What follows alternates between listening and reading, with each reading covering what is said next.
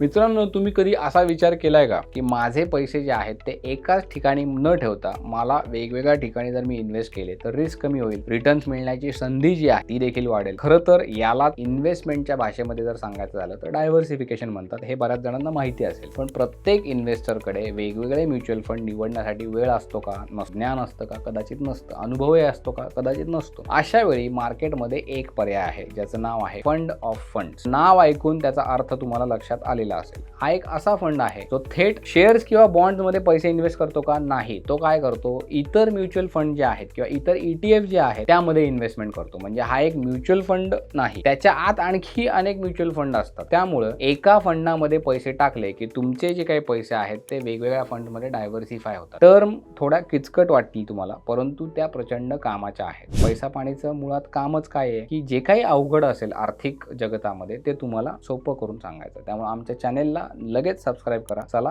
सुरुवात करूया. समजा तुम्ही एका शहरामध्ये फिरायला गेला. आता तुम्हाला कुठल्या रेस्टॉरंटमध्ये चांगलं जेवण मिळतं याची माहिती नाहीये. अशा वेळी तुम्ही काय करता, एखादा फूड एक्सपर्ट जो आहे त्याच्यावर नक्की विश्वास ठेवता. त्याने तुम्हाला रेकमेंड केले असतील अशा ठिकाणी तुम्ही जाता. फंड ऑफ फंड मध्ये देखील असंच होतं. फंड मॅनेजर तुमच्यासाठी वेगवेगळे फंड निवडतो आणि तुमची जी काही इन्व्हेस्टमेंट आहे ती त्यामध्ये डायव्हर्सिफाय करतो. आजच्या काळामध्ये जर तुम्ही बघितलं तर अनेक इन्व्हेस्टर जे आहेत ते SIP करत आहेत, बरोबर. अनेक जण म्युच्युअल फंडामध्ये इन्व्हेस्टमेंट करत आहेत. पण अनेकदा आता प्रश्न तुम्हाला असा पडतो की मी लार्ज कॅप फंड घेऊ की मिड कॅप घेऊ की स्मॉल कॅप घेऊ की हायब्रिड फंड घेऊ की मल्टी कॅप घेऊ, भारतामध्ये इन्व्हेस्टमेंट करावी की परदेशात करावी, सोन्यात पैसे टाकावेत की इक्विटीमध्ये टाकावेत, या सगळ्या प्रश्नांची उत्तरं जी आहेत ती फंड ऑफ फंड मध्ये तुम्हाला मिळतात. भारतामध्ये अनेक प्रकारचे फंड ऑफ फंड्स उपलब्ध आहेत. सगळ्यात लोकप्रिय जर तुम्हाला सांगायचं झाला प्रकार, equity oriented fund of fund जे असतात ते फंड भारतातले बऱ्यापैकी पॉप्युलर आहेत. भारतातल्या विविध इक्विटी म्युच्युअल फंडामध्ये ते पैसे इन्व्हेस्ट करतात. उदाहरणार्थ काही हिस्सा जो आहे तो लार्ज कॅप मध्ये करतात, काही हिस्सा मिड कॅप मध्ये, काही हिस्सा स्मॉल कॅप मध्ये. त्यामुळे होतं काय की एखाद्या सेक्टरमध्ये समजा जर मंदी आली तर संपूर्ण तुमचा जो पोर्टफोलिओ आहे त्याच्यावर त्याचा परिणाम होतो का, नाही. तुम्ही सगळं वाटून दिलेलं असतं, त्यामुळे त्याचा परिणाम तुलनेनं कमी होतो. दुसरा प्रकार असतो तो म्हणजे date oriented fund of fund. हे फंड काय करतात, liquid fund, corporate bonds, guilt fund अशा तुलनेनं सुरक्षित जे पर्याय असतात त्यामध्ये इन्व्हेस्ट करतात. त्यामध्ये भांडवल तुमचं सुरक्षित राहतं, फारशी रिस्क तुम्हाला घ्यायची नसते. त्यांच्यासाठी हा प्रकार जो आहे तो उपयुक्त ठरू शकतो. तिसरा प्रकार म्हणजे काय की हायब्रिड फंड ऑफ फंड. हे फंड काय करतात, इक्विटी पण आणि डेट पण अशा दोन्ही मध्ये इन्व्हेस्टमेंट करतात. म्हणजे वाढीची पण संधी असते, स्थिरता पण असते, त्यामध्ये बॅलन्स साधण्याचा प्रयत्न केलेला असतो. अनेक नव्या इन्व्हेस्टरसाठी हा जो प्रकार आहे तो आकर्षक ठरतो. याशिवाय गोल्ड फंड ऑफ फंड्स किंवा सिल्वर फंड ऑफ फंड जे आहेत ते देखील उपलब्ध आहेत. सोनं किंवा चांदी प्रत्यक्ष खरेदी करण्याऐवजी हे लोक काय करतात की फंड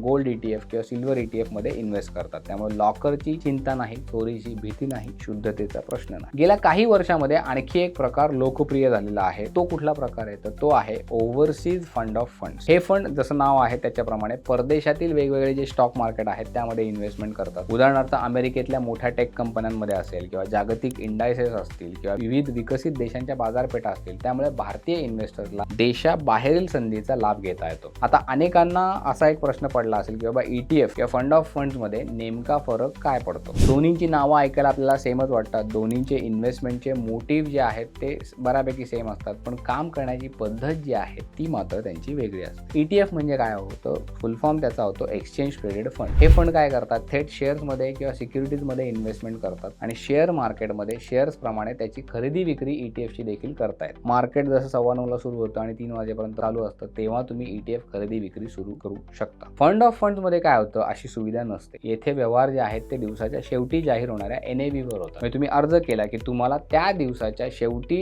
NAV ची जी रक्कम असते त्यानुसार तुम्हाला युनिट्स मिळतात. आता ETF मध्ये इन्व्हेस्टमेंट करण्यासाठी तुम्हाला डीमॅट खातं लागतं. फंड ऑफ फंड मध्ये इन्व्हेस्टमेंट करण्यासाठी तुम्हाला डीमॅट खात्याची गरज नसते. त्यामुळे नव्या इन्व्हेस्टरसाठी हा पर्याय जो आहे तो अधिक सोपा पडतो. फंड ऑफ फंडचं सगळ्यात महत्त्वाचं मोठं आकर्षण म्हणजे डायव्हर्सिफिकेशन. इन्व्हेस्टमेंटच्या जगामध्ये एक प्रसिद्ध वाक्य आहे, सगळी तुमची अंडी जी आहेत ती एका टोपलीत ठेवू नका. या तत्वावर फंड ऑफ फंड जे असतात ते काम करत असतात. समजा एखाद्या इन्व्हेस्टरकडे दरमहा फक्त 2,000 किंवा 3,000 रुपये इन्व्हेस्टमेंट करण्यासाठी उपलब्ध आहेत. त्याला स्वतंत्रपणे वेगवेगळ्या फंडांमध्ये इन्व्हेस्टमेंट करणं अवघड जाऊ शकतं. फंड ऑफ फंड्सद्वारे तो काय करू शकतो, अप्रत्यक्षपणे वेगवेगळ्या फंडांमध्ये तो इन्व्हेस्टमेंट एकाच वेळी करू शकतो. याशिवाय एक्सपर्ट असल्यामुळे त्याचा फायदा जो आहे तो देखील इन्व्हेस्टर्सला होतो. कुठला फंड निवडायचा, कुठला फंड आपल्या पोर्टफोलिओमधनं काढायचा, कोणत्या सेक्टरवर आपण आता फोकस केला पाहिजे, त्याच्यावर भर दिला पाहिजे, या सगळ्याचा एखादा निर्णय फंड मॅनेजर घेत असतो. त्यामुळे इन्व्हेस्टरला सतत मार्केटवर लक्ष ठेवण्याची गरज नसते. जागतिक बाजारपेठांमध्ये इन्व्हेस्टमेंट करण्यासाठी एक सोपा मार्ग आहे. अमेरिकेतल्या मोठ्या कंपन्यांमध्ये किंवा जागतिक इंडायसेसमध्ये थेट इन्व्हेस्टमेंट करणं सर्वसामान्य इन्व्हेस्टरसाठी आता शक्य होणार आहे. अमेरिकेतल्या मोठ्या कंपन्या असतील किंवा जागतिक वेगवेगळे जे स्टॉक मार्केट आहेत त्याचे इंडायसेस असतील, तिथे थेट इन्व्हेस्टमेंट करणं सर्वसामान्य इन्व्हेस्टरसाठी शक्य नसतं. पण ओव्हरसीज फंड ऑफ फंड जे असतात हे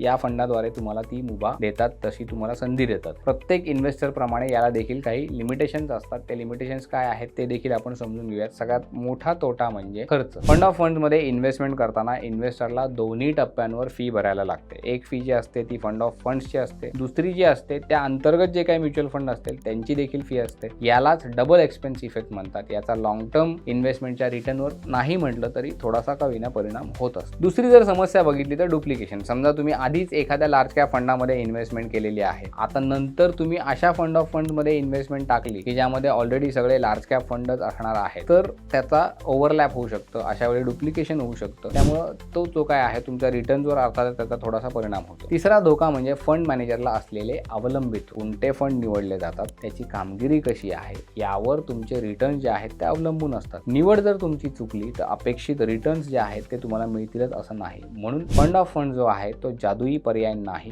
ते एक इन्व्हेस्टमेंटचं टूल आहे, साधन आहे. जसे फायदे आहेत तशाच त्याच्या मर्यादा देखील आहेत. त्या मर्यादा देखील तुम्ही इन्व्हेस्टमेंट करण्याआधी विचारात घेतल्या पाहिजे. मग आता कोणासाठी हा पर्याय योग्य ठरतो? तर बाबा, जर तुम्ही मार्केटमध्ये नवीन आलेले आहात, नव्यानं तुम्हाला इन्व्हेस्टमेंट सुरू करायची असेल तर फंड ऑफ फंड जो आहे तो तुम्हाला योग्य ठरू शकतो. कमी रकमेपासून सुरुवात करायची असेल तर हा एक तुम्हाला पर्याय ठरू शकतो. एका इन्व्हेस्टमेंटमधनं जास्त डायव्हर्सिफिकेशन हवे असेल तर फंड ऑफ फंड जे आहेत ते तुमच्यासाठी चांगला पर्याय ठरू शकतात. पण जर तुम्हाला म्युच्युअल फंडाची चांगली माहिती असेल, कुठला फंड निवडायचा याची तुम्हाला व्यवस्थित जाण असेल, स्वतःचा पोर्टफोलिओ तयार करण्याची तुमची कपॅसिटी असेल, क्षमता असेल, केपेबिलिटी असेल, तर तुम्हाला हे करण्याची गरज नाही. तुम्ही थेट म्युच्युअल फंडामध्ये किंवा ETF मध्ये डायरेक्ट इन्व्हेस्टमेंट करू शकता आणि ते तुमच्यासाठी जास्त फायदेशीर ठरू शकतं. शेवटी एक गोष्ट लक्षात ठेवली पाहिजे, कुठलाही फंड चांगला किंवा वाईट नसतो. तो तुमच्या आर्थिक उद्दिष्टांशी जुळतो का, तुमची रिस्कची क्षमता किती आहे, इन्व्हेस्टमेंटचा कालावधी किती आहे, या सगळ्यावर अवलंबून असतं. फंड ऑफ फंड जी आहे ही कन्सेप्ट जी आहे ती ऐकायला थोडीशी तुम्हाला कॉम्प्लिकेटेड वाटू शकते, क्लिष्ट वाटू शकते, पण प्रत्यक्षात मात्र ती सोपी आहे. एका फंडाद्वारे अनेक फंडांमध्ये इन्व्हेस्टमेंट करण्याची सुविधा जी आहे ती म्हणजे फंड ऑफ फंड. योग्य पद्धतीने जर तो वापरला